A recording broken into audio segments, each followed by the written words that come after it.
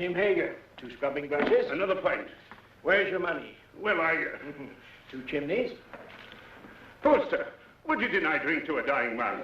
A man should spend his money on food for his family. Mrs. Scoggins, would you come over here? I want to show you a new piece of material. It's fresh off the Boston packet. And that's fine quality. Now feel it. Be a wonderful dress for your little girl, don't you think so? It's money, money, money with your Poster. Nothing but money. I've been sorry for him ever since his wife ran off with that lieutenant. If he'd spent less on whiskey, he wouldn't have lost his wife. Let me show you another piece. Drunk or sober, Ma would have left him anyhow. She was that kind. Yeah, how do you like that for quality, huh? Let him have it. Very well, Tim Hager. You'll have your whiskey. But this is the last time... All right, Poster. No preaching.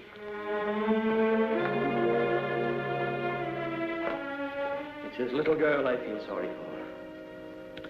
Poor little Jenny Hager. Faster, faster! Can't you swim any faster?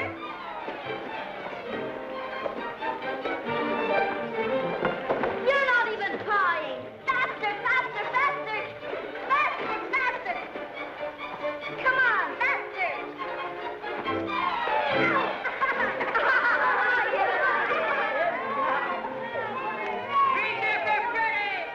Jenny Hager, you made me lose! You always blame it on something. I hate losers. Come on, Ephraim. Get ready and I'll race you. But Jenny, I can't swim. You'll never learn till you get out in deep water. But I'm gonna go. You're scared of the water. Oh, why don't you go help your father in the store? Measure out coffee and count wormy apples. You're no good down here. Go on, Ephraim. You can't swim till you try. Go ahead, Ephraim. He'll drown. I'm scared. Let's pull him out. No. No. He's scared to death. Hey, he'll drown. Who cares? What's all that racket about? The judge look for it. Poor Ephraim. Poor Ephraim. Off this. Come on. Hey, what's going on here? Good gracious. It's Ephraim Poster. What's he doing in the river? He can't swim, can he? Oh, what happened, Jenny? Those awful boys pushed him in. Poor Ephraim. Poor. Nearly murder, that's what it is. If it hadn't been for you, Jenny, he'd have drowned. You all right, Ephraim? The boys didn't do it.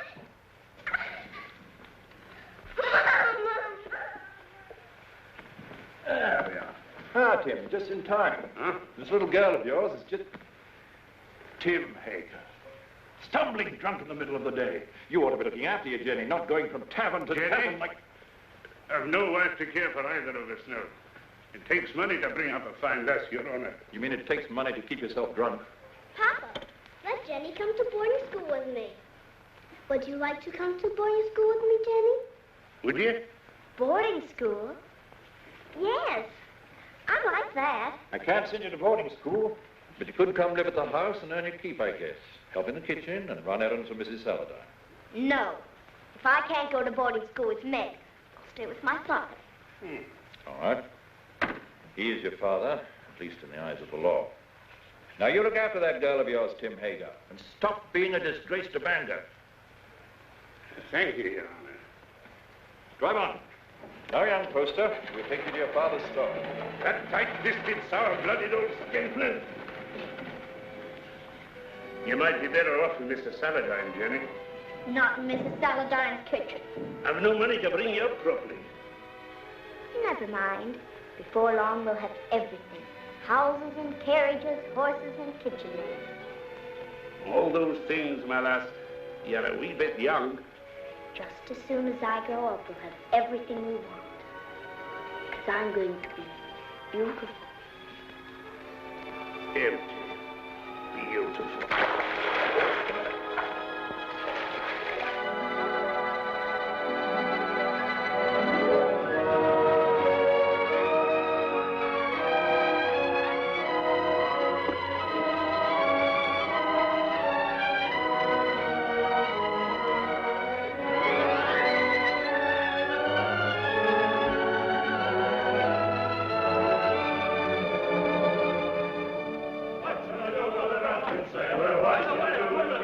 sailor, what shall I do with a drunken sailor early in the morning? High, high, up she rises, oh, high, up she rises, high, high, up she rises. Lena! Lena! How do I look? Nice, nice. Enough ribbon? Not for me, but the real ladies have different ideas. Oh, get some more color in your cheeks. And bite your lips whenever no one's looking. Men love red lips. Let's go down and meet the packet. Why should I? The sailors will all come up here anyway. Oh, but the best ones get picked off down at the dock. Listen, honey, with your looks, you don't have to worry. Why, you can get the youngest and the best-looking man on the river. I don't want the youngest. I want the richest. Jenny, that's a recipe for trouble. Don't worry about me. I can handle trouble. I know you can.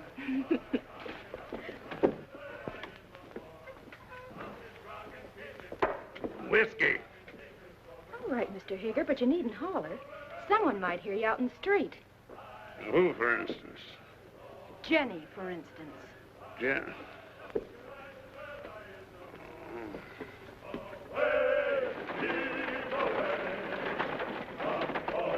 Put some life into those men. Come on. Heave. Away, Heave. yo-ho, Heave. away, Heave. yo-ho. Well, Jenny, come down to see the cargo? It's exciting. We get used to it after a time. I suppose I import more stuff than any other man in the state of Maine. How many vessels do you think I own, counting the lumber barges? 56. Who told you? Somebody? Here, have some tea. Got a handkerchief? Oh, I don't need one. Take a good handful of it there. It's a present.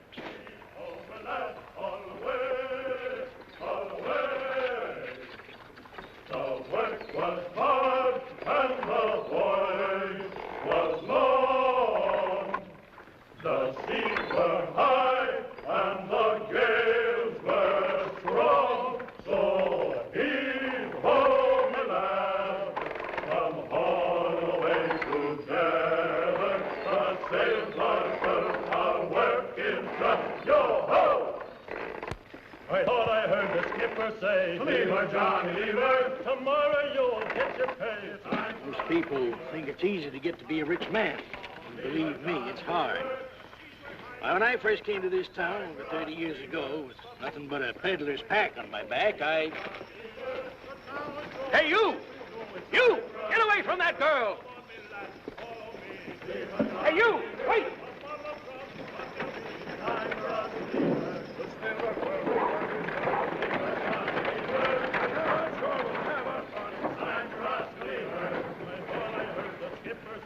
Leave her, Johnny, leave her.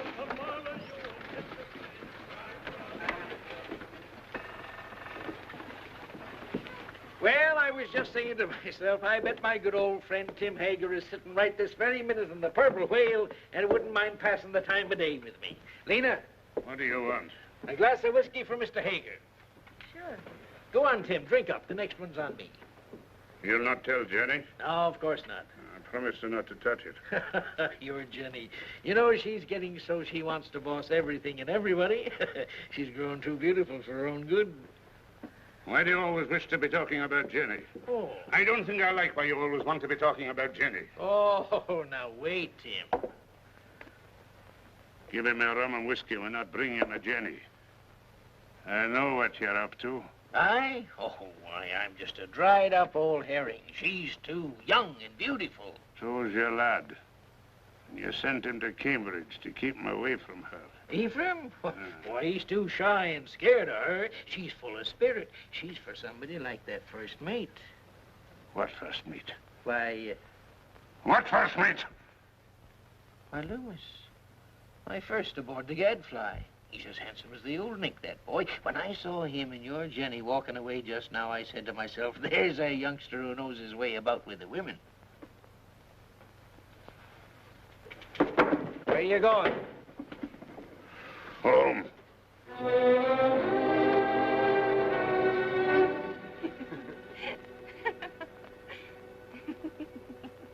Good night. Oh, once I loved a pretty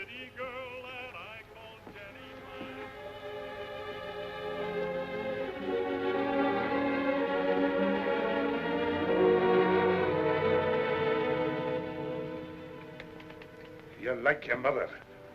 A wanton. That's what you are. Just like your mother. You'd like to keep me here forever, wouldn't you? Well, you couldn't hold Mother and you won't hold me. But I will, Jenny. No. This isn't the life I was born for. Men like me. And it's the men who have the money in this world. When a proper man comes along. You take him walking in the dark and kill him, most likely. I know you don't want any man ever to look at me. But they do. You lead them on, Jenny. It's so easy for you to turn a man's head. Not with you at my elbow all the time. There have been dozens of proper men ready to take me out of this trap. But will you ever let me go?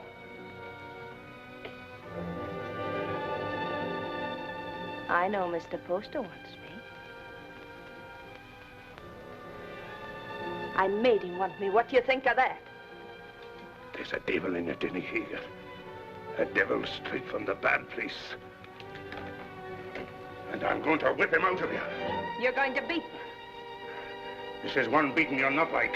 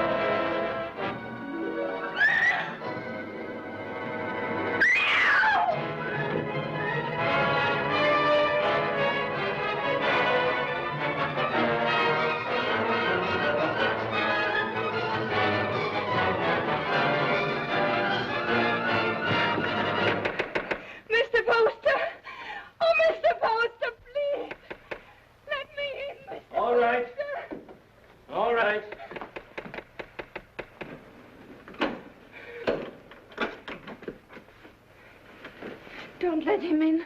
Don't let him get me. He'll kill me, Mr. Poster. What is it, Jenny girl? Who's after you? Father took after me with a whip. Splendid promise, Mr. Poster. Come help her, Mrs. Hollis. There now, Jenny. Don't worry. Everything's going to be all right. You bathe her and rub some butter on them bruises and put her in my bed. Oh, that Tim Hager, he ought to be birched. So it would take 6 men to do it. He's big, Mrs. Hollis, but no bigger than righteousness. If the town don't birch him, he'll be birched by the Lord. You showed good sense, Jenny, in coming to me. I'll do this. You stay outside. Oh, there now. If you keep on crying, your face will be all swole up tomorrow. And that's no way for a pretty face to be.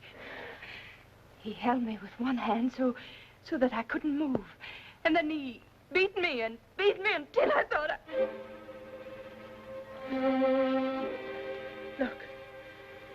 Look at my back. Oh, I can't go back there. I can't. He's going to kill me. You're not going anywhere until you're healed and sound again. Now you get out of these things while I heat up some water. You'll be as good as new and just...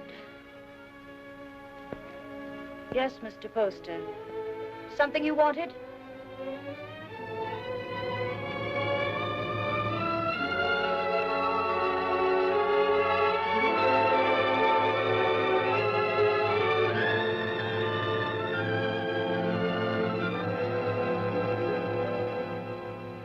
Drove her out into the night like a dog that wouldn't obey. Reverend, it's the rum that does it. We ought to scourge every tavern keeper out of town and into the river. If I had my way... We ought to be deciding about the girl, Deacon Adams. There's been enough scourging for one night. One thing is decided. The girl mustn't go back to her father. No. Someone must take her in. I would, only my daughter Mary doesn't like the poor girl. Then she's not for your house, Reverend. Make a bad situation worse. I guess we could use her to clean and maybe help in the kitchen. But a young girl eats like a man. It's more than victuals, Deacon Adams. Your wife has all the understanding in her heart that a man could ask. But Jenny's of marriageable age. Yes, that's bad. And yet we can't turn her loose on the town's charity. She needs a home. Well, yours is fairly empty. Oh, no. Leave me out of it. It wouldn't be suitable for me to take her into my house. And I have no wife. You have a housekeeper, a very respectable woman. But she might leave me, and I'm not able to get another. We'd have a scandal in the town. Aye. No, marriage is the only answer. And the answer to that is a younger man. What about your son Ephraim? They used to be so much together. Oh, he's a schoolboy, frittering away his time at college. She needs a responsible man. Well, there must be someone. A pretty girl always has a lot of friends. What good are friends? Most of them no older than her. It's our duty to find her a good home, an honorable name, regardless of the man's age. And it should be somebody with money. And by that description, Mr. Poster, you've named yourself. Oh, no. She turned first of all to you, Isaiah. Besides, I know you're not a man to thrust a suffering lamb back into the wilderness. Maybe she won't have me. She'll marry you, Isaiah. She's a sensible girl. And in the meantime... Mary! Mary. Bring me one of your dresses. Anything, only not too expensive. I'd be good to you, Jenny, if you married me. Like a father. A good father. And he ought to know how with a son your age. You can go back to sleep now, Mrs. Hollis. You've done all you can for tonight. I'll make up Mr. Ephraim's bed for you, Mr. Poster. It ain't as warm there, but you'll be comfortable. Your father couldn't come after you, Jenny, if you married Mr. Poster. You'd be free. An intelligent girl thinks of the future when she chooses a husband. I could marry you to each other right now, Jenny. And you'd be a rich woman. It's for you to decide.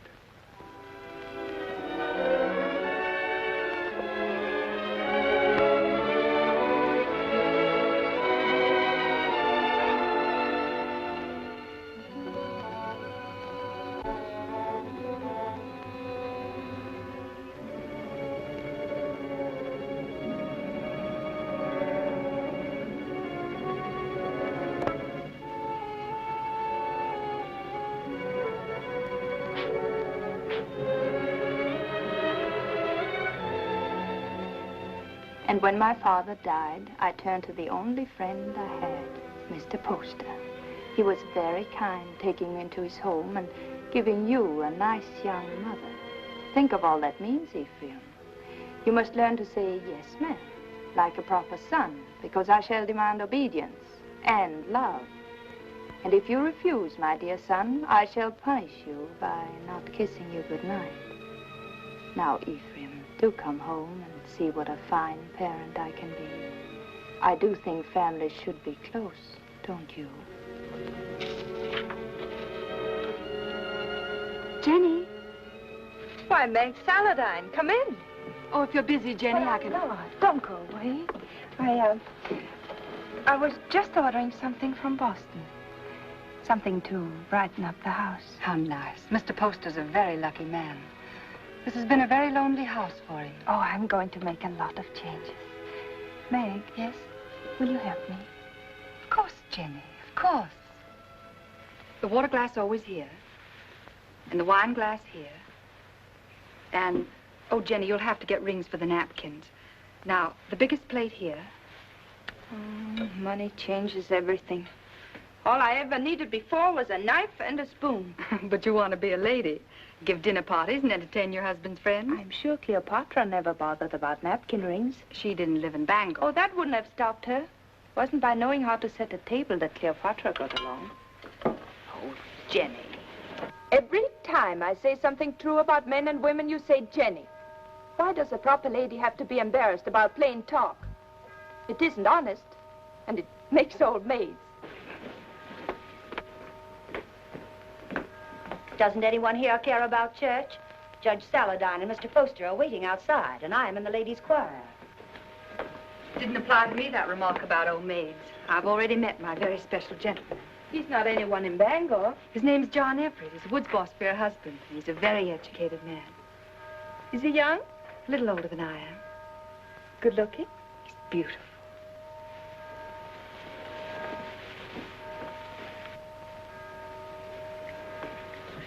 Why don't you marry him?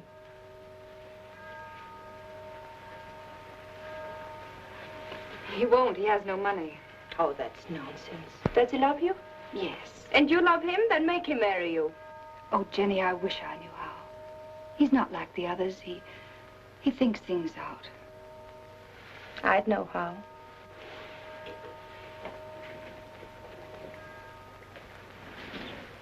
I wouldn't give him a chance to think.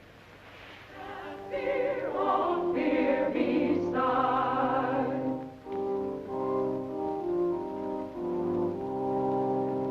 Not what we wish, but what we want. Oh, let thy grace supply the good of Jenny Hager. Jenny Poster.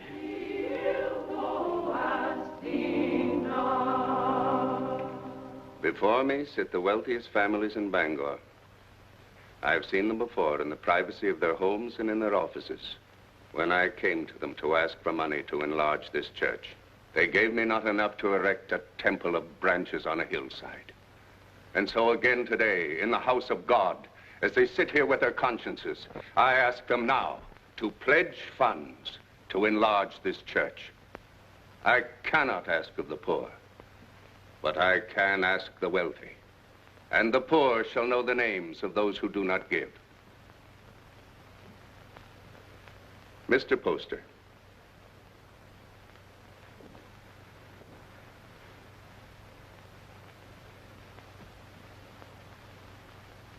Judge Saladine. Mr. Burroughs. Mr. Bailey. Mr. Clayton. This is intolerable. If you have no feeling for your fellow men, at least take some interest in the welfare of your own children. Grog shops and low houses cover every inch of our waterfront. Our wealth is poured into Devil's Half-Acre. And our young men, your sons, have nowhere else to go. Give me a bigger church, and I'll keep them here. Will no one pledge to the church more than just enough to save his face? Mr. and Mrs. Isaiah Poster will contribute $1,000.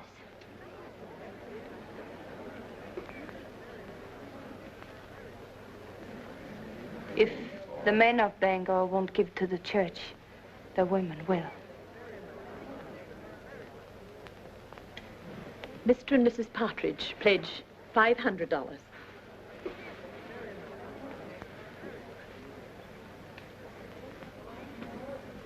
Judge Saladine will pledge $1,000. Jenny, I want you to go on working for the church. A church can endure only upon deeds and not lip service. I'd say her lips have done you enough service. $1,000. If you think I've so much money, you ought to... Stop it, Isaiah. You're the luckiest man in Bangor.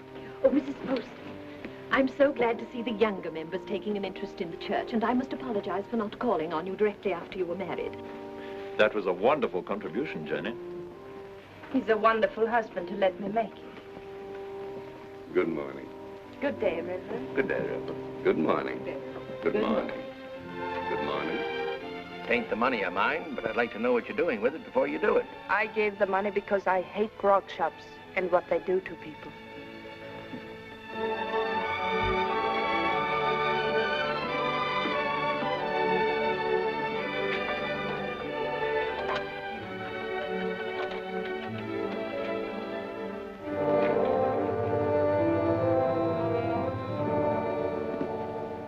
How are you, Father? Hello, Mother. My name's still Jenny.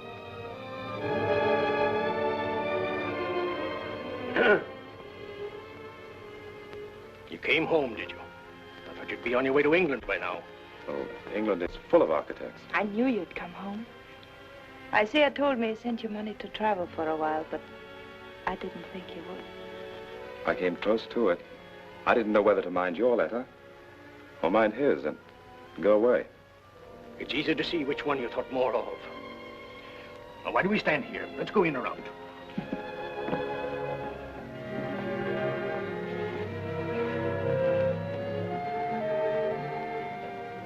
And let me do the writing to my son. Mr. Ephraim. My Mr. Ephraim. Why, you've grown as much as you ever will, haven't you? Oh, I'm stunted. They don't know how to bake an apple pie in Cambridge. You'll have one every day if only you'll stay here. He'll stay.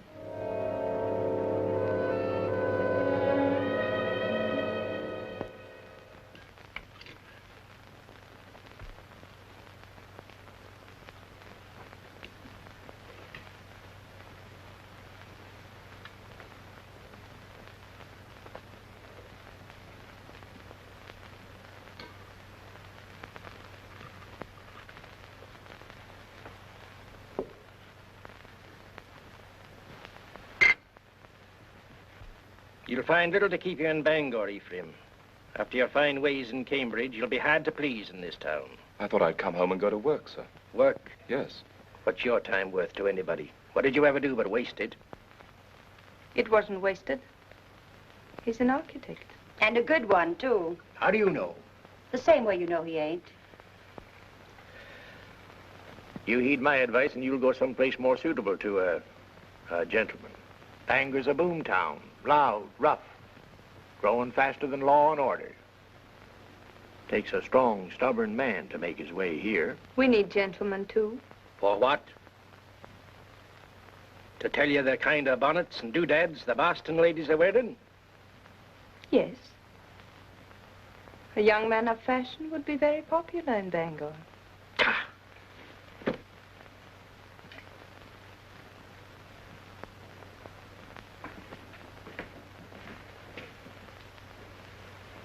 I'll join you later. Well? Yes, Father. But you said yourself that Bangor was a boom town. Fortunes are made every day. Rich people will want fine houses. No fool in this town would waste his money on you. You heed what I said in my letter.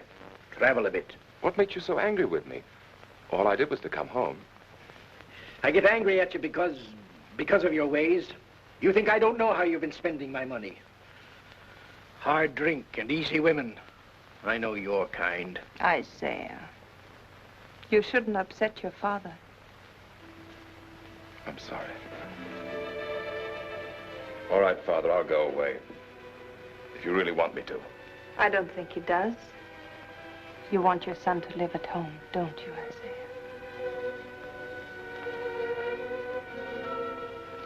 I've got a headache from all this talk. I'll lock up. It's time we all got some sleep.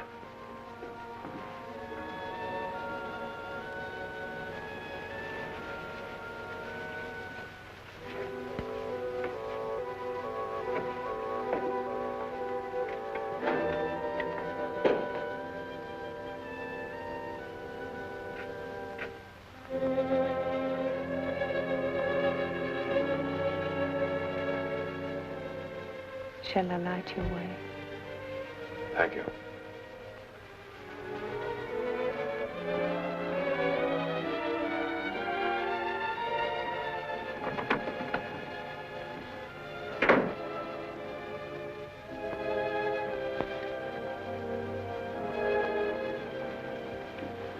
It's been a long time, Ephraim, hasn't it? A long time, a lot of changes. Did you really like that kind of woman? That kind he spoke about? I'd rather not talk about it, Jenny. I used to see them near our house before I came here. I used to watch them and wonder about them. I can see how women would be attracted to you. All kinds of women.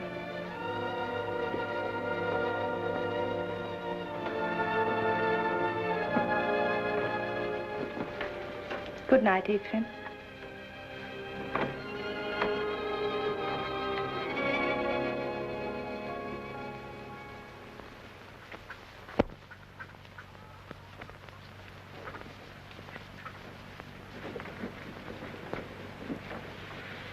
Got everything? Yes, all the groceries. But no spectacles. They're hard to find. I'll tell Dr. Mason to bring you a pair when he comes by tomorrow. All right? Oh, please, not Dr. Mason. He's a very good doctor, but he won't wait for his money. You're not to worry about money. Your husband worked for mine for a long time, and if Mr. Poster wants to send you a doctor and a pair of spectacles, it's his privilege. Mr. Poster? I'll be by in a few days, and in the meantime, if you need anything, send one of your children. Thank you.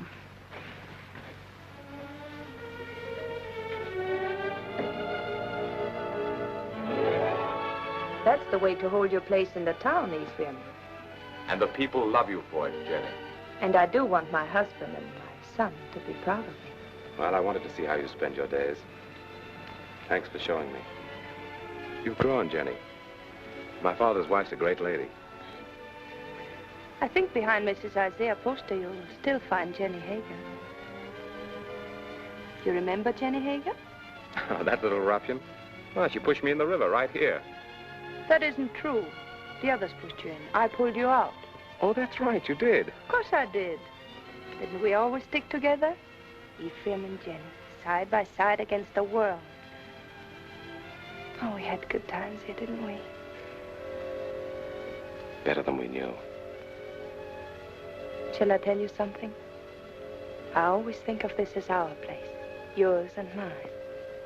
This is where we first thought we were in love. Yes. Silly, wasn't it? This is why you came to tell me your father was going to send you off to college. Yeah. And I said it was because of me. And I said he'd never separate us by sending me away. Oh, Jenny, the things I said. Of course, if you'd been home the night I came to your house, I would have been married to you now. Let's go out.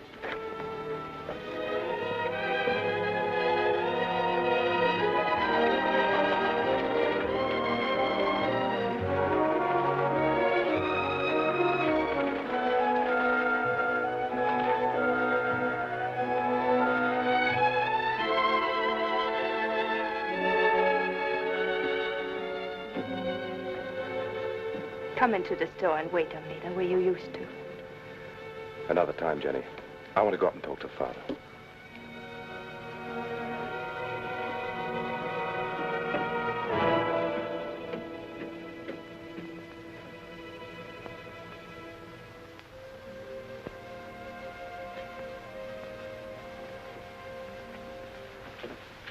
Hello, Father. Be with you.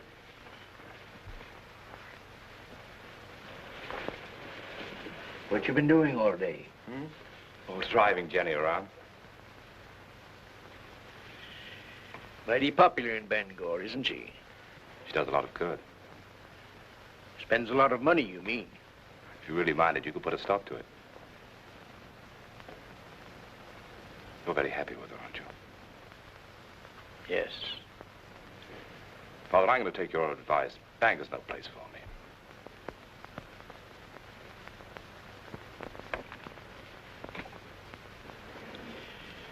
When will you be leaving? Right away, before the river freezes. I thought I'd spend the winter in Boston and then go off to Europe in the spring. I think your father needs you here, Ephraim. Why, Jenny, you feet like a bird. I didn't hear a sound. You want him to stay, don't you, Isaiah? Why don't you tell him you want him to stay? Can't you be honest with your own son? I'm honest with everybody. You might be of some small use to me if you stay on. But if you don't like it here, get out. Only don't come meeching back again. If you go, I'm through with you. I'll take you home.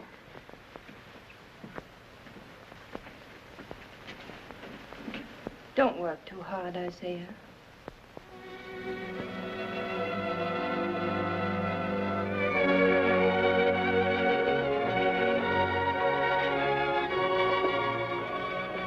surprise.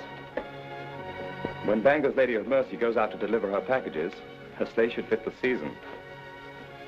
That's a confession you've been thinking of me. Of course I think of you. Yet you've been avoiding me. Careful. Paint. Put it down.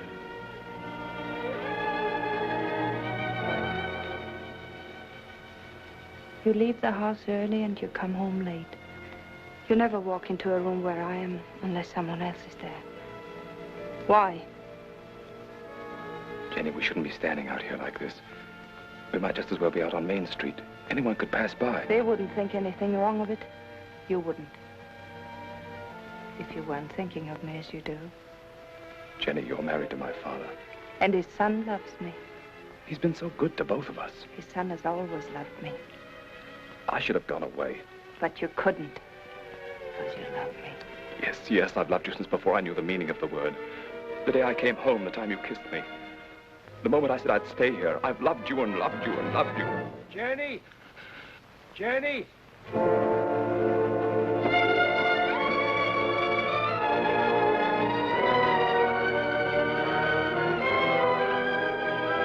Jenny! Father's very ill. Send for a doctor.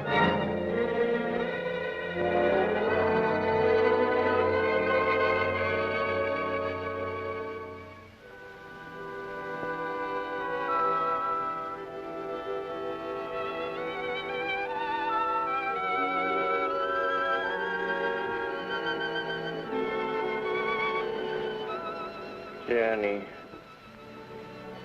Yes, Isaiah, I'm here.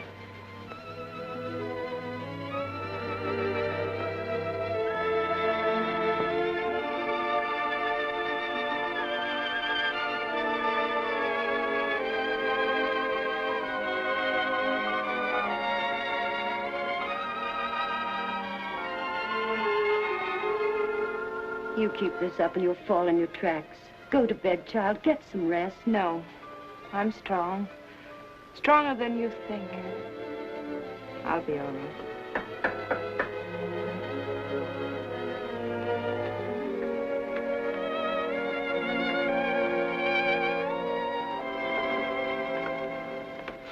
How is he? Just the same, sir. Is there any possibility of speaking with him, Jenny? There's trouble in town. Dr. Mason says warm weather might bring him around. But that's a long way off. We're at our wits' end. There are too many people in town, too much idleness. Did you hear the shooting last night?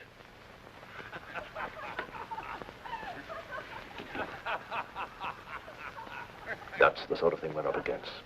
Lumberjacks coming to town between jobs with rum and women on their minds. He told us 2 years ago we should have a police force. We should have listened to him. Well, Jenny, take care of yourself. Meg sends you on love.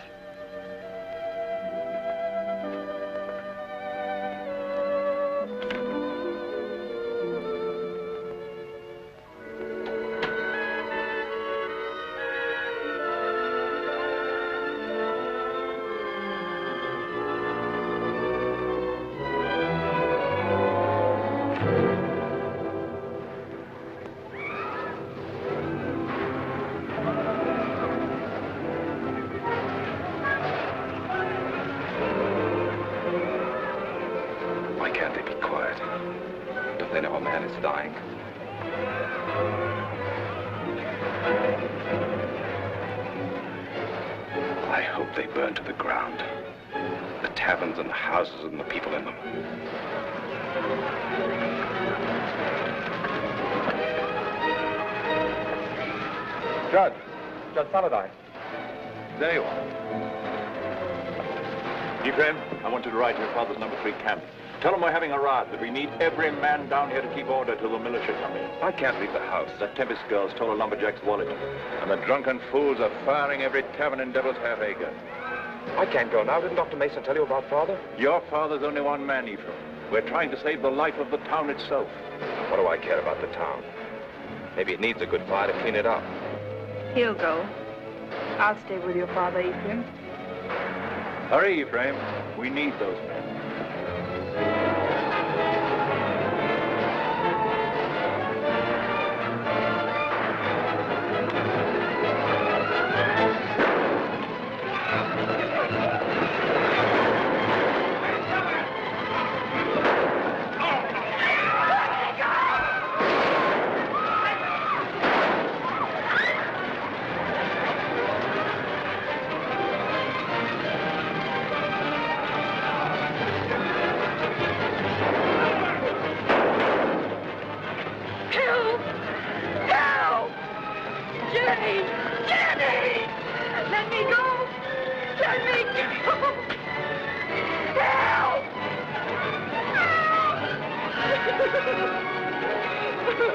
Smoked you out, didn't he? Where's my money? I didn't take it. I didn't take it. Where's my money? Let's give her a bath. That'll lose the tongue. Let her go. Keep out of this, ma'am. People are getting hurt. I didn't steal his money. He was drunk in the back room.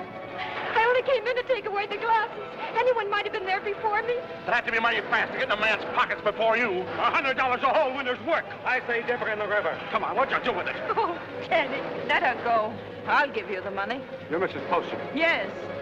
It's nice to meet the gentry, ma'am. But I'm not so sure I'll be happy just to get my money back.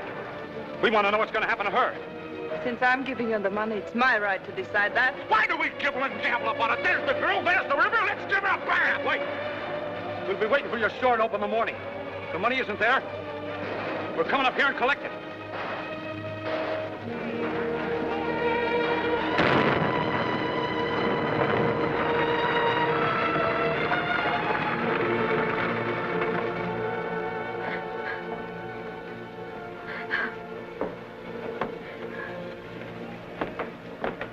They're crazy with drink, Jenny.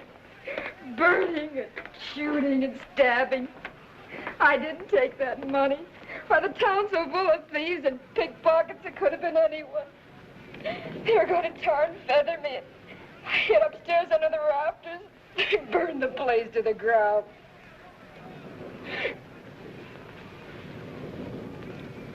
If I'm to go up to Camp 3, I better leave now. I want to be back in the morning.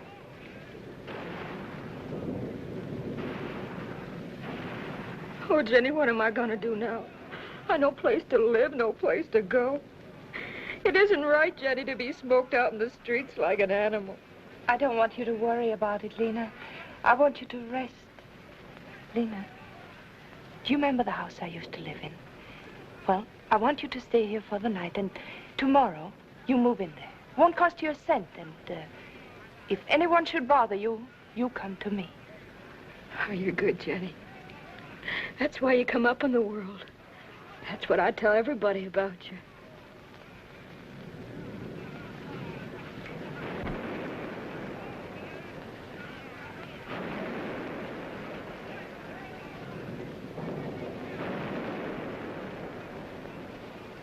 Jenny, you're wonderful.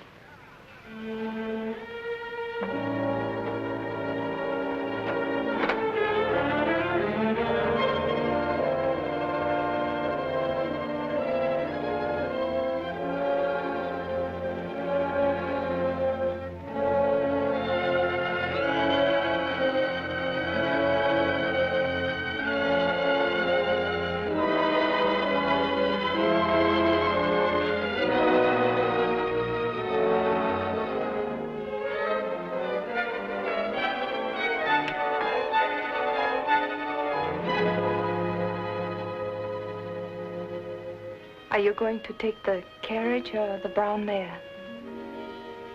I thought the mare would be better. You'll be careful, won't you? I don't want anything to happen to you.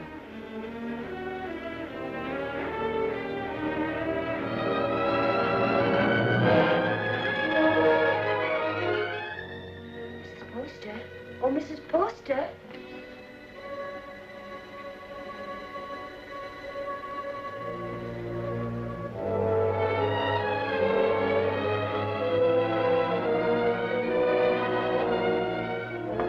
Yes. The fever's broke. He's breathing better. He's going to get well.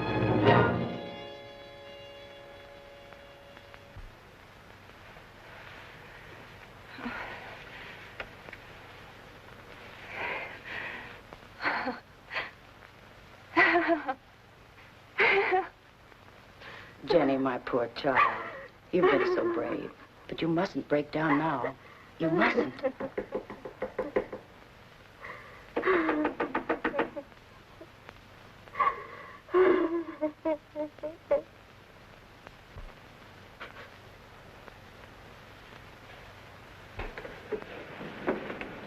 Has Mrs. Poster gone to bed? Does she ever go to bed, the poor child, nursing and tending her husband? Tell her to come to the Saladine house. The girl will need her. What's the matter? Judge Saladine got into the fight. Hurt? Dead. Ask Mrs. Poster to come with us. It needs a woman to tell the girl. Mrs. Poster's been under a great strain. She's gone through enough. You better get someone else. Wait.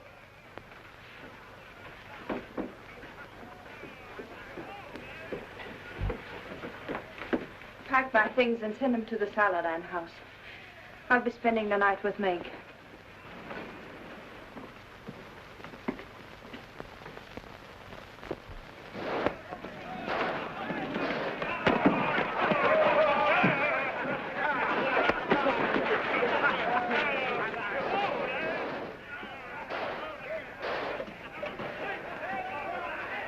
What's the matter? You squeamish?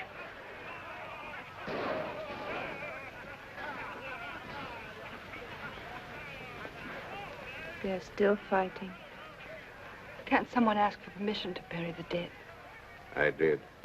So we all sit about and wait for the liquor barrels to run dry. The loafers and drunkards have taken over the town. And for 3 days, a man like Judge Henry Saladine can't be carried to his resting place.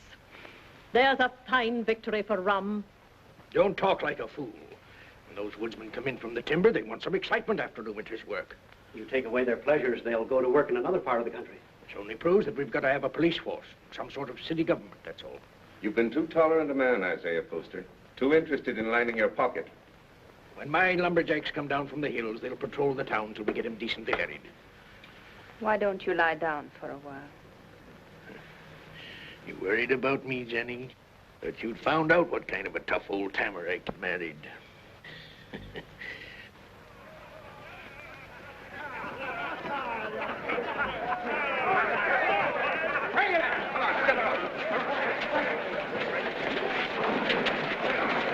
Well, we can start the funeral.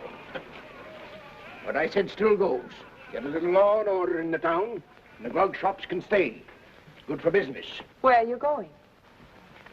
Those are my boys. Going to give them orders.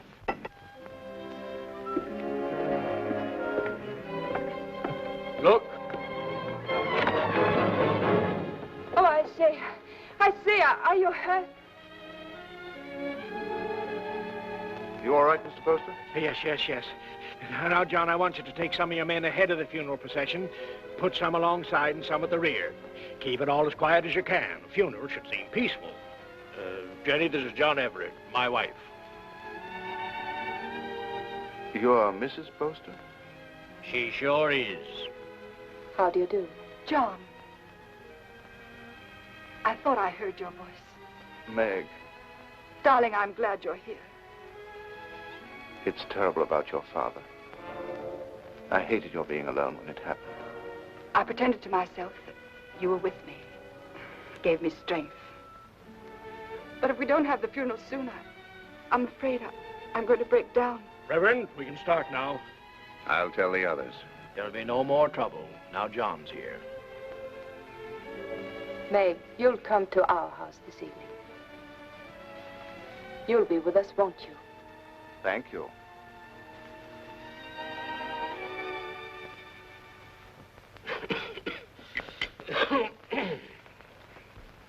No, those aren't my after-dinner pills. These are from my spleen. Let me look again. I'll find them in a minute. And bring a glass of tepid water. Yes, Mr. Poster. Shall we go into the parlor? No, Jenny, leave them alone. You know how young folks are. John has to go back to the camp in the morning. Go back? Yes, of course. Darling.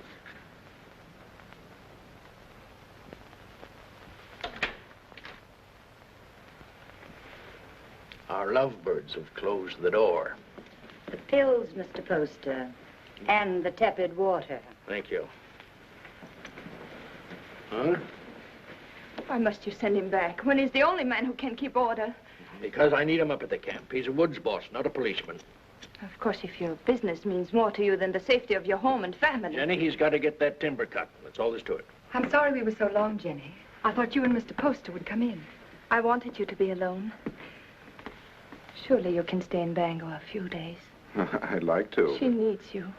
Well, I'm afraid I'll have to be away for a little while. She won't be alone. I'll take care of her. Till you come back. Well, thank you. That's very good of you. I don't want your father to trade these for whiskey. They're for you and your sisters. Mother said to say thank you and God bless you. I think you ought to go around to the kitchen and thank Mrs. Hollis. After all, she feeds the chickens. And there's room in the basket for a slice of pie. Would you like a ride in my carriage, Jacob? I can drop you off on the way home. As soon as I get the pie.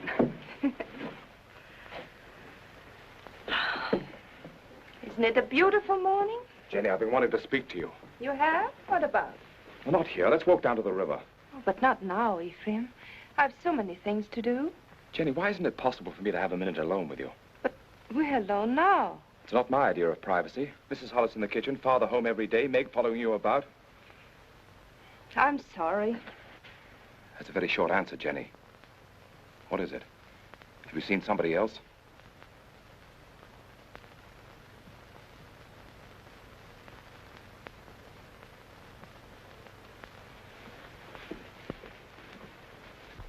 They stole nearly 10,000 feet of first-run pine. Where? Upper Big Bend. And there's not a trace of who did it. Mr. Poster, unless you get the law to step in, there won't be a choice tree left in that whole section. Law. I own that land, and I'll make my own laws. I've got to make a trip up to the hill countries. Timber pirates. I want you to come with me. Me? It's time you saw what pine on the stump looks like. It's my business, and you ought to learn it. Come along, I'll get you something to eat. Thank you, sir.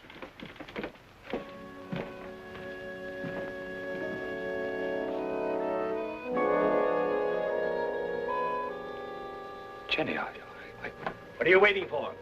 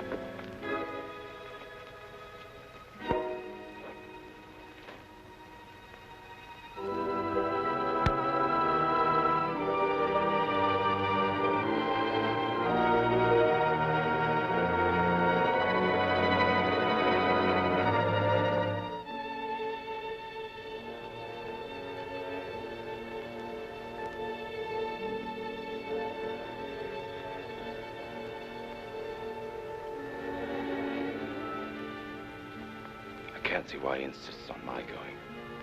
I'll be dead useless weight, and afraid of the water besides. Boats would be bad enough. These will be canoes, flimsy Indian canoes made of birch bark.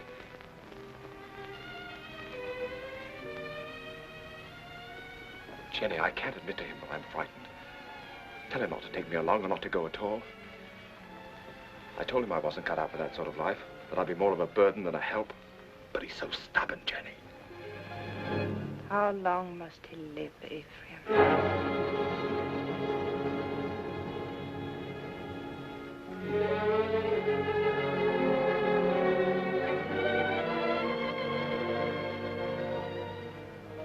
How long must he live between us?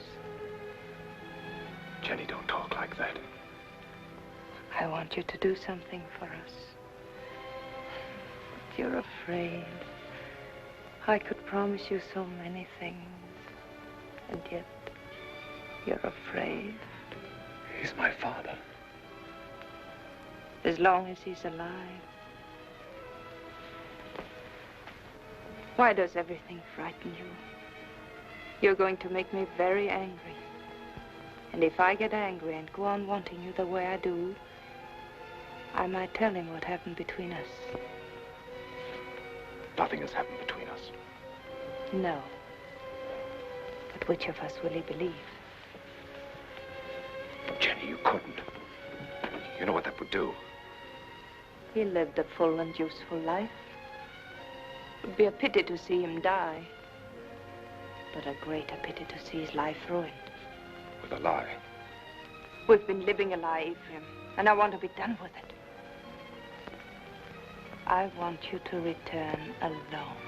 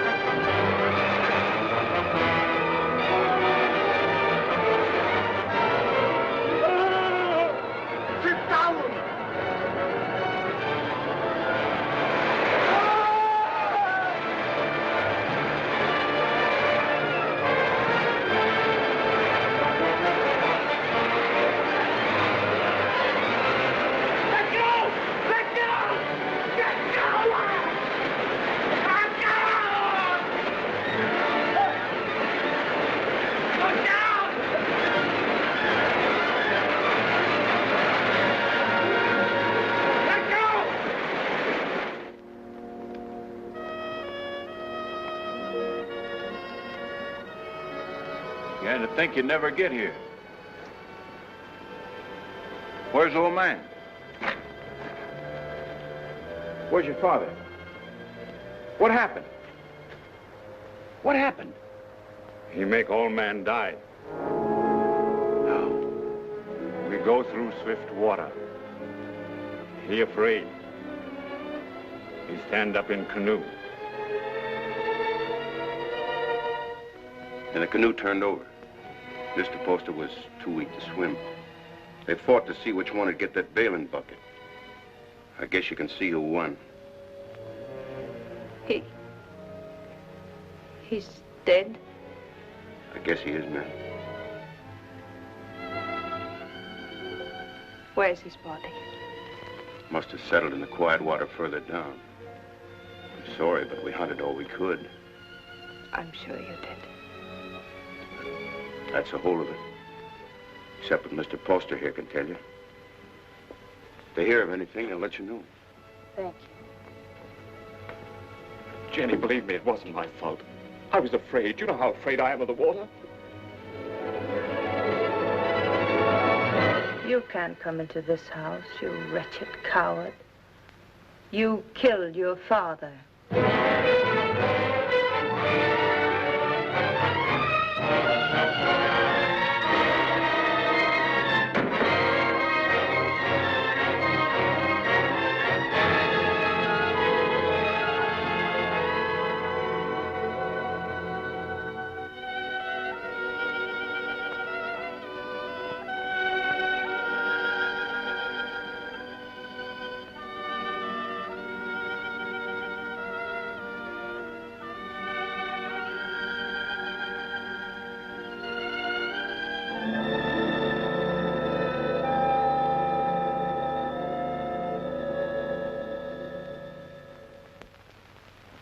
My husband was a fine businessman, but it never occurred to him to provide for the handling of his fortune after his passing.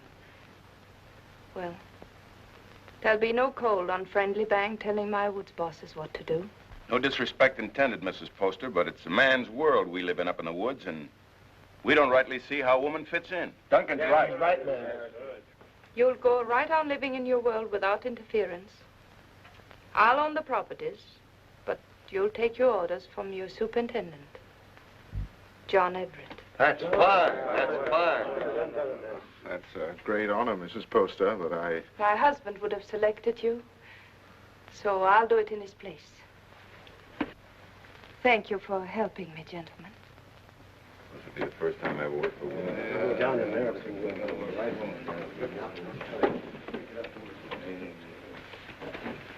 Until this meeting, I thought I was very much alone in this world.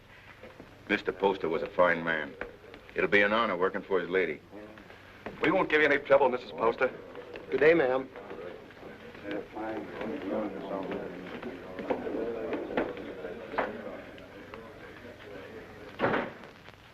this is a wonderful thing you've done for me, Mrs. Poster. Have you any objections to working for a woman? Well, that depends on the woman. It'll be like managing a kingdom. Mr. Poster used to think of whole townships as other men think of acres. It really is a kingdom he built up. It's too bad.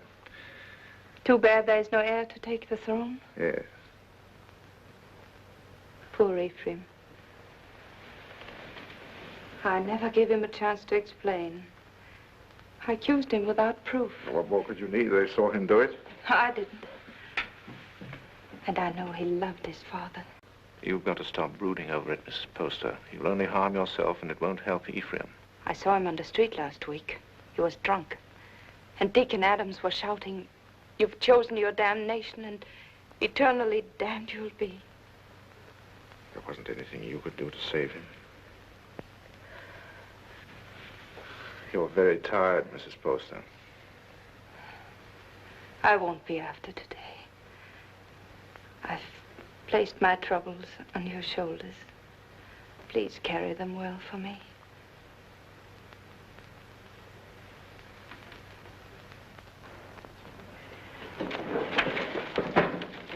Meg, Jenny spent all morning getting them in order. Don't, Meg, you'll only mix them up more. I was only trying to help.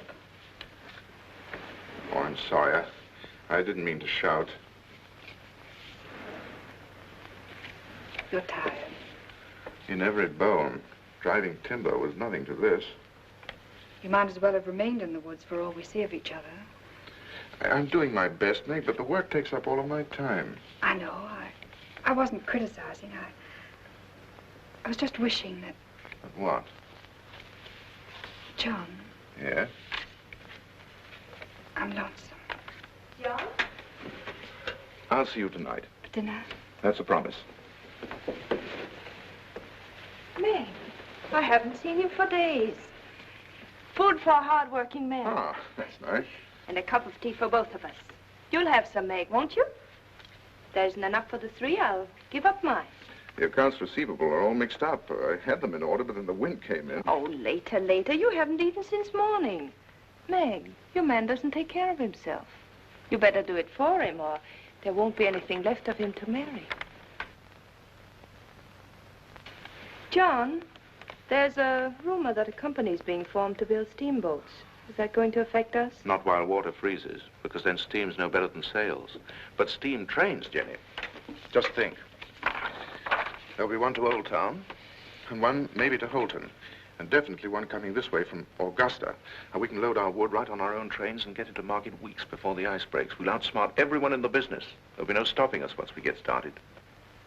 Jenny, you'll be the richest woman in New England. Then we'll have to make you the richest man. What's happened to Meg? Meg?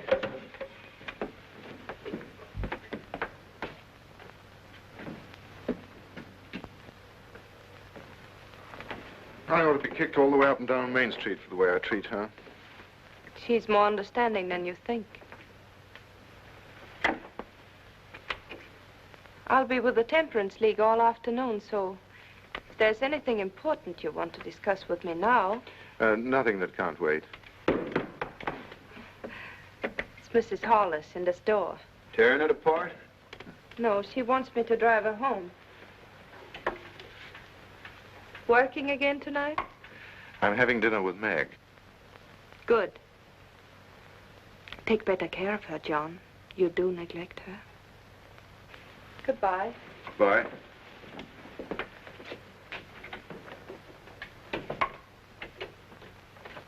Camp 3. Thank you. She's a wonderful woman. Someday I'm going to pull a bottle out of his hand and bash his head in. Who are you talking about? Young Poster. You should hear the things he says about her. Has he been talking about her? Why, that drunken little... I've seen her nearly sick with worry over what he's doing to himself. Find out where he stays. I want to see him. Poster, are you in there?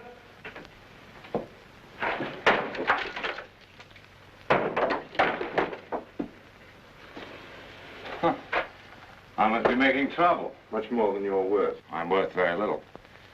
What happens to me now? You beat me up yourself or some of the boys outside? Come in. Drinks for everybody.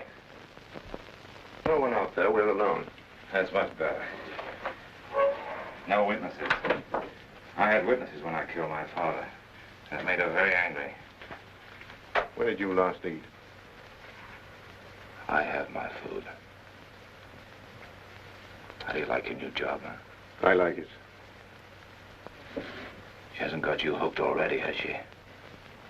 You'll kill yourself drinking all this stuff without any food inside you. Come on, let's get something to eat. You're doing me out of my dinner. She doesn't know I'm here, and she didn't tell me anything. That's a lie. No one does anything unless she's back of it. I knew what was going to happen. I was afraid of her. I wanted to leave. She didn't have to worry about that. I wasn't man enough to run away. You in love with her? I happen to be engaged to someone else. What difference does that make? Jenny was married to my father. She told me one night she'd marry me if he died. You don't believe a word I say, do you? You're like everybody. No one will believe me. Go on talking. The night before we were due to start, she made love to me till I was nearly crazy. You don't believe that either, but it's the truth. I've always been scared of the water.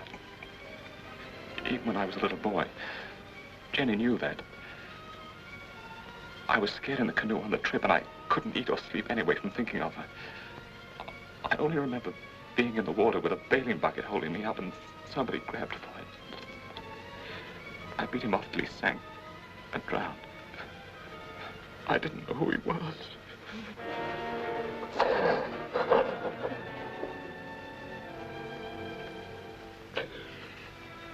She's so rotten. You've got to believe me. She's not even a human being. Maybe I did know who he was. I guess I did. She'd put the thought in my heart. And if I hadn't done it then, I know I would have later.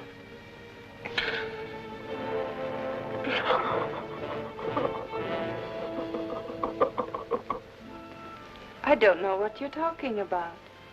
You didn't make him love you? But of course I did. He was my husband's son. I wanted him to love me. That isn't what he meant. Was he sober when he told you that?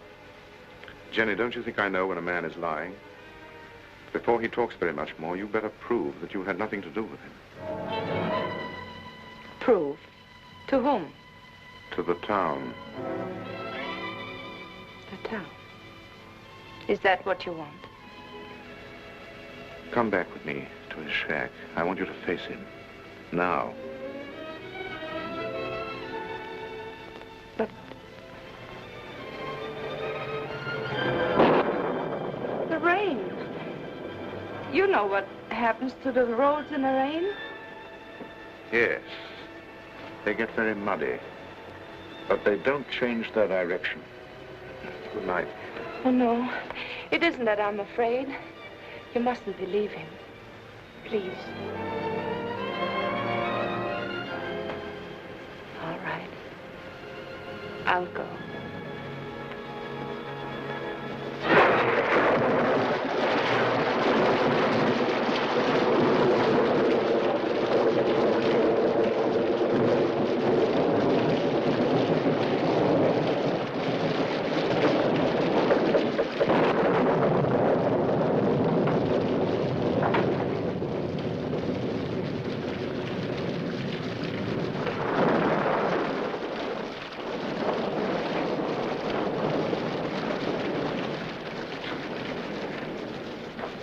can't have gone far in this rain. We'll wait for him.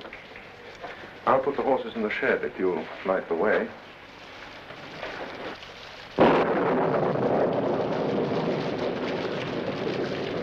See if the shelter's clear.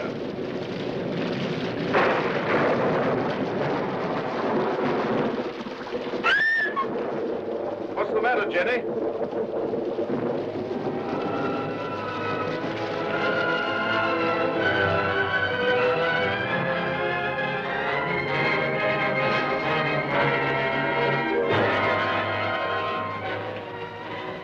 Don't look, Jenny.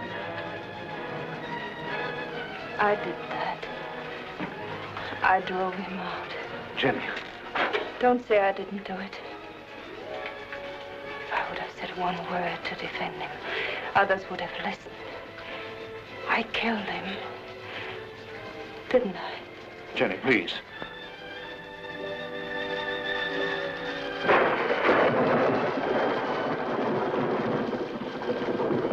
Go inside and sit down.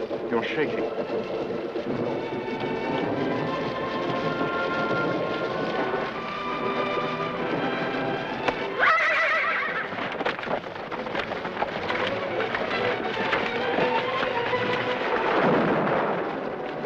What was it? What happened? They were frightened.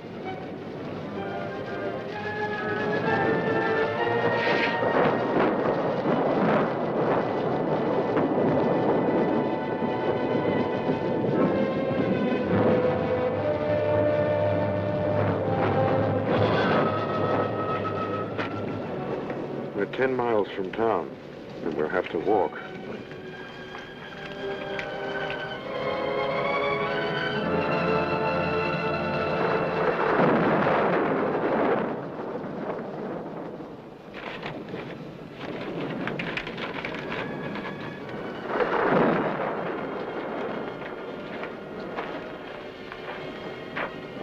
I can't understand how Ephraim could have done a thing like that. It isn't atonement, it's running away. And you can't run away from the hereafter. It's not Ephraim who's upsetting you. It's because you're here with me. Well, aren't you worried about your reputation? It's a small thing to worry about after that. You better try to sleep.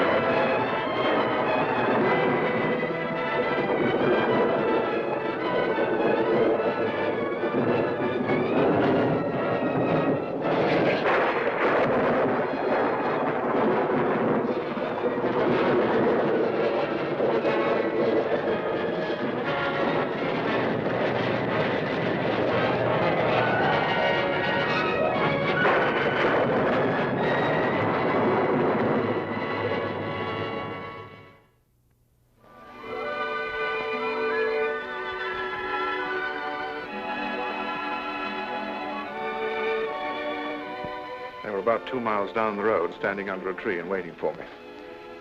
And the carriage? Just a broken axle. I can fix it in an hour.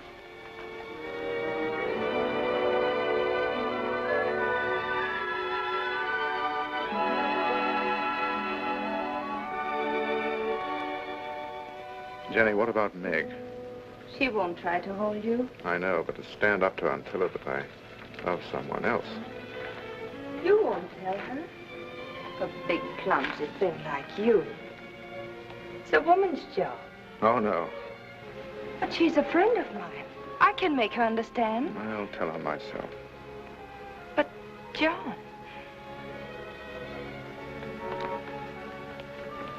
I'll tell her myself, Jenny.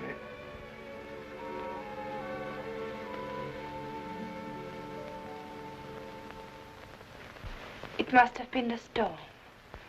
That's the only way I can explain it. The storm and the excitement and the lightning struck us. What more can I say? It's nice that we're such friends. Makes it easy to talk this over. There's nothing to talk about. I love him. But if you still want him, he's yours. You know that. You know I'd give him back to you if you asked me to. I suppose I'm a fool. Why? I should have realized that when he said he loved me, he must have said the same thing to you just the day before. Oh, he didn't. He never said those words to me. I thought it was because he was shy.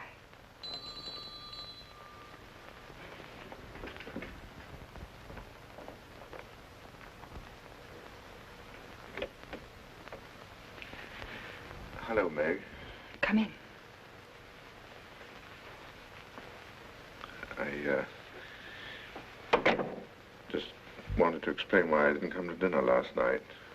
Right after you left the office, Alex Duncan came in.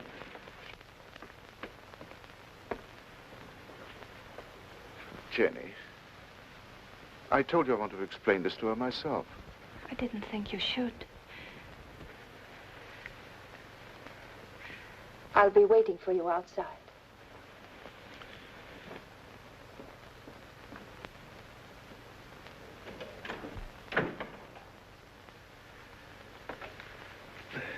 I didn't want it to happen like this, Meg. I wanted to be the one to tell you. I don't see what difference it would make. It's the same story, isn't it? I suppose so. When will you be married? Right away? In Bangor? I don't know. Jenny will take care of the details. I saw this happening a long time ago. There was nothing I could do about it. She's waiting for you.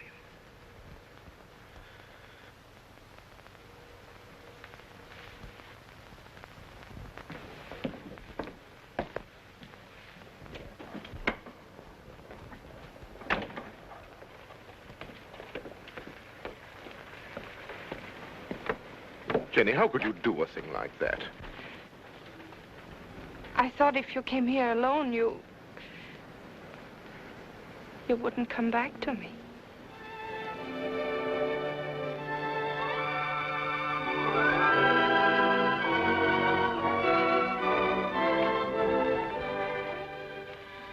My dear son, I wanted to be with you this Christmas, to see you again, and to meet your wife. But all your brothers are bringing their families here, so I can only send you this ring in my place. It was given to me by your grandmother to be passed on to the wife of my eldest son, and I know Jenny will care enough about it to do the same. Will you? What if we only have daughters? We'll have sons. I have made up my mind. What else does your mother say? Well, she talks about my brothers and how deep the snow is, and then she says, "A Merry Christmas to you both, my dears. The Lord bless you, Jenny, and make you fruitful. My arms ache for John's first boy." Your mother must be a wonderful woman. I hope that someday you'll say I'm just like her. Well, that won't be easy. Mother had 9 sons. What a lot of boys running about the house. Must have been very uncomfortable for her. Oh, she loved it. She would have been... No reason why this should happen to you. No reason why it should happen to any woman. Quite often, nature seems to fumble, Mrs. Everett, and doesn't make a person complete. We can't even hope in a year or 2 or ever. Not in my opinion. Of course, you're free to consult with another doctor.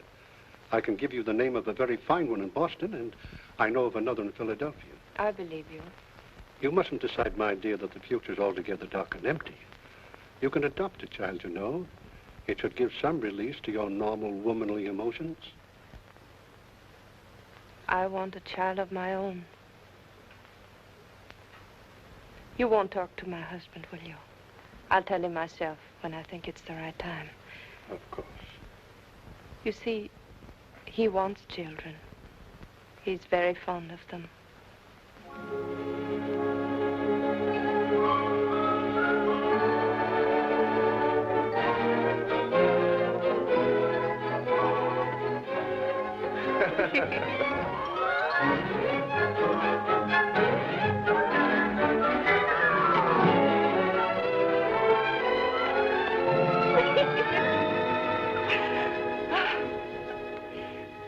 I never knew what love was before you.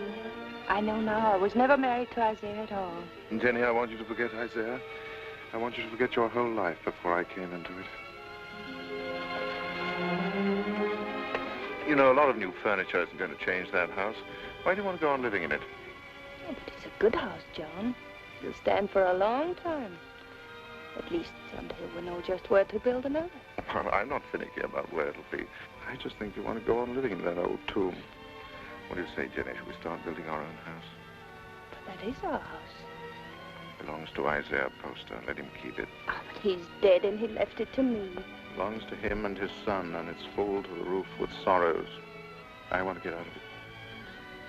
I want new rooms and more of them. And for the sake of our children, I want light and air. There are enough rooms now. Which isn't the right house, Jenny. It's too close to Devil's Half Acre. It isn't the place to bring up children.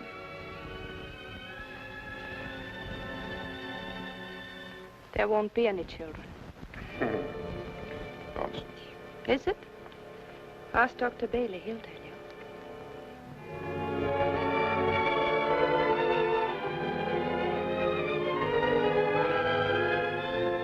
Seems there are some things we haven't talked about. When did you learn this? Some time ago. What exactly did Bailey say? I don't remember. Makes a lot of difference, doesn't it? How do you mean?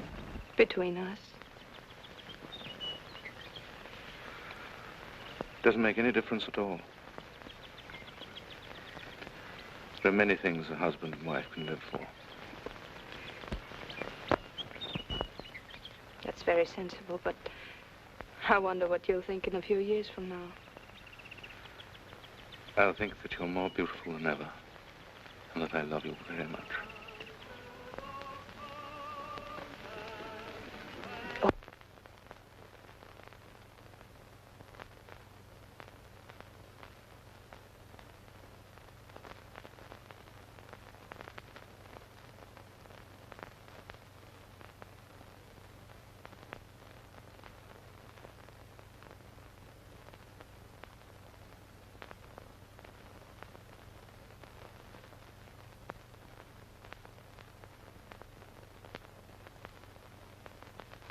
A tongue that will accuse you on the judgment day. There is a hand that is terrible in its strength. What is so beautiful as a pure woman? What is so vile as an evil one? The good women of Bangor, such loud amens and nodding of heads. Because I spend my fury upon her, and not on you. I'll cut her up. How sweet are the ladies of Sodom and Gomorrah. Secrets are among you. Who is named Vanity? And who is Lust? What woman has put away a husband? Which of you has taken a man from her sister? But this is your sister. Come forward and sit with her and be counted. You cannot hide behind your beauty. Your beauty has made you evil, and evil destroys itself. Your soul will become naked. The truth will be revealed. Confess now, while there is yet time. You can never escape. There will be no sons to mourn for you, no daughters to weep for you. Evil does not propagate itself. It withers in its own fire and is consumed. The lips of a strange woman drip honey, and her mouth is smoother than oil. But her end is bitter as wormwood, sharp as a two-edged sword.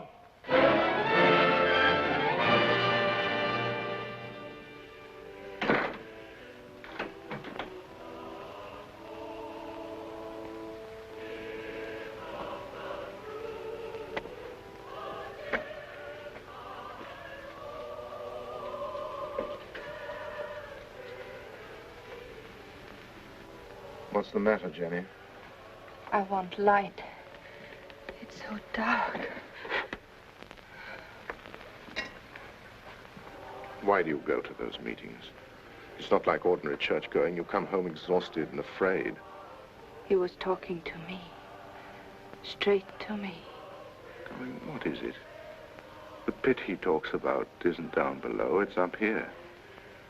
I don't know why I listen to him. He tries to trap people. Tries to make them admit things that aren't true. He's not any better than the people he talks about. No, he's right. The town is becoming a sinkhole. That horrible man. To say to me what he did. He wasn't talking to you. He was talking to people like Lena. Jenny, I've come to a decision. We're going to put Lena out of your house. No. I don't care what she meant to you when you were a child. I'm talking about what she is now. I don't want you to be connected with her. Why not? In what way is she different from us? Except that she's more honest. She goes out of your house tomorrow. I don't want her sins on your hands. You good, righteous man. You hypocrite. Telling others what they must and must not do while you live in this house with me. Do you know what went on in this room before Ephraim killed his father? Jenny. Do you remember the things he said about me? You said he was drunk and afraid. Of course he was afraid. We're all afraid. There's hell opening under our feet. Jenny. This is where he sat. Sit down, John, and I'll show you how I made him kill his father. Sit down and I'll kiss you the way I kissed him. Why do you look at me like that? Why do you pretend everything he told you was true and you knew it? You knew it!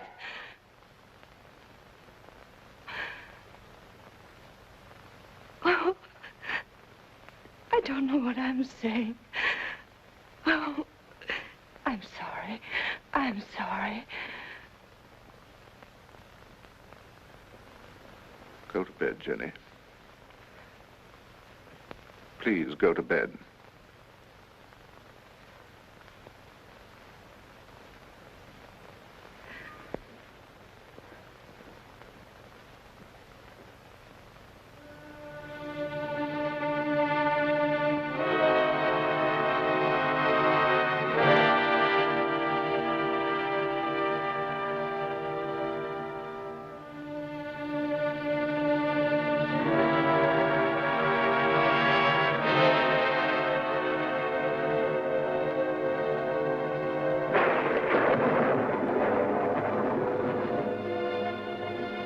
John, is Mrs. Hollis back from church?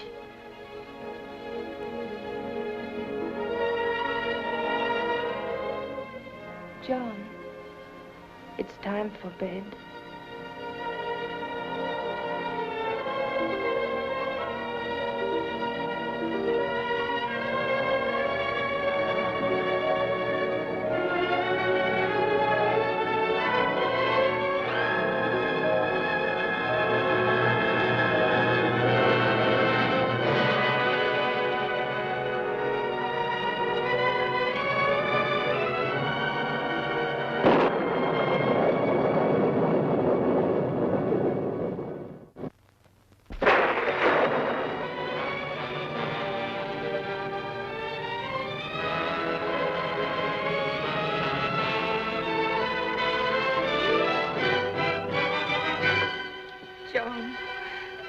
forget what I said. You know I couldn't have done it. I never believed it. I tried not to believe it. Because you love me. You still do. Yes. Darling, don't be unhappy. We know each other now, and that's good. There'll be no more misunderstandings, no more quarrels. Oh, darling, there'll be just the two of us. No, there won't. There'll be three. There'll always be Ephraim.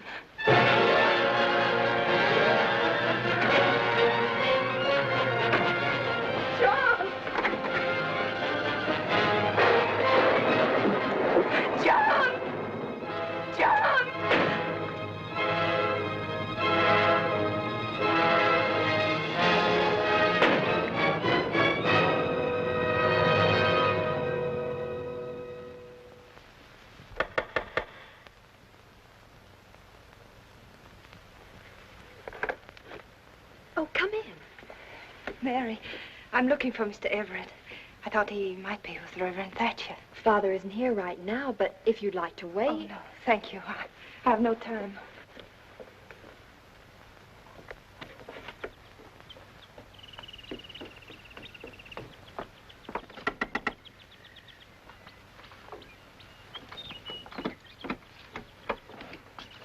Good morning. Is Miss Saladine home? No, Mrs. Everett. She went out. Has Mr. Everett been here? Oh, no, I haven't seen him. Thank you.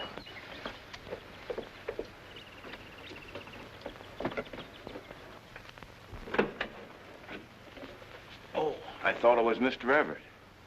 Do you know where he is? He didn't come in here, ma'am. I slept here last night on account of the rain, and you're the first one in. Mr. Everett tells me you're sending a school teacher up to every camp with more than 2 families.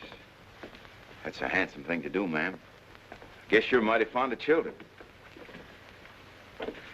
Duncan, who did sleep here last night? Was it you or Mr. Everett? Ma'am, I told you. Oh, that's just another one he has. He sometimes... He wore this hat when he brought me home from church last night. And he wore it again when he went out for a walk. Now, why aren't you supposed to tell me where he is? You put me in an awful fix, ma'am. I promised him... Duncan, he isn't well. Couldn't you see that? What good is a promise to a sick man when it keeps his wife from helping him? Is that the trouble with him? I kind of thought he looked funny around the eyes. Where is he? Well, I'm not telling you, mind you, but that'd be the wrong kind of hat to wear up in the pine country. Where in the pine country? Fire watcher's cabin. Indian Hill. When will he be back? I don't know. 2, 3 days, I guess. He said he wanted to go up there and think a while. Oh, I got a loose mouth. That's my trouble. Makes 2 people I told where he is. Who is the other? Miss Saladine. Miss Saladine? Came in here about an hour ago and dug it out of me just like you did. Said she saw him last night alone. Acted like something was wrong. Next time he trusts me with anything, it'll... It was very good of you to come up here, Meg. But there's really nothing you can do to help me. No one can help me but myself. My whole life with Jenny has been the act of running away. I ran away from the woods where I belong. And again, I ran away from the truth when Ephraim tried to tell it to me. I forced myself not to believe him. I understand. If you had, you never would have married Jenny. No. But this time, I'm not running away. Right or wrong, my place is with Jenny. I love her, and I'm going back to her. John, I'm glad. Because I believe that her love for you has made her as good as everyone always thought she was. Shall we go now?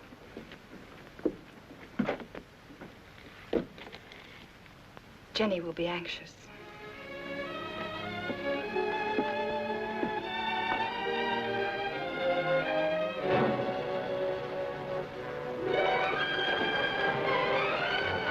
It's Jenny.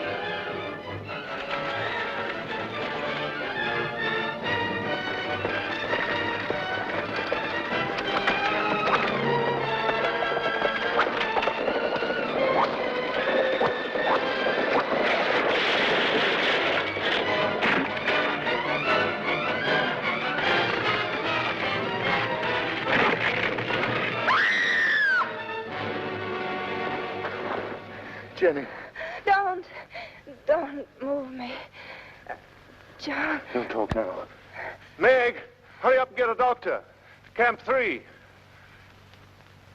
I saw you with Meg, and I know. I tried to hurt you. I wanted to hurt you. Don't, Jenny. Lie still. You don't know how I loved you so much. I'm afraid. Oh, John, where will they bury me? Jenny, don't talk about dying. Don't let them bury me with Poster. Or Ephraim, don't let them. Jenny, you're going to be all right. There'll be a doctor along and we'll take you home. I know. They'll bury me with Ephraim. They'll bury me in that house with Ephraim. Jenny, darling, listen to me. Nothing's going to happen to you. Not now or ever. As long as I'm with you. And I'll always be with you. I never went away. You do love me. I love you more than ever. I wanted so many things. I wanted the whole world. But it was really only you. Jenny. Jenny.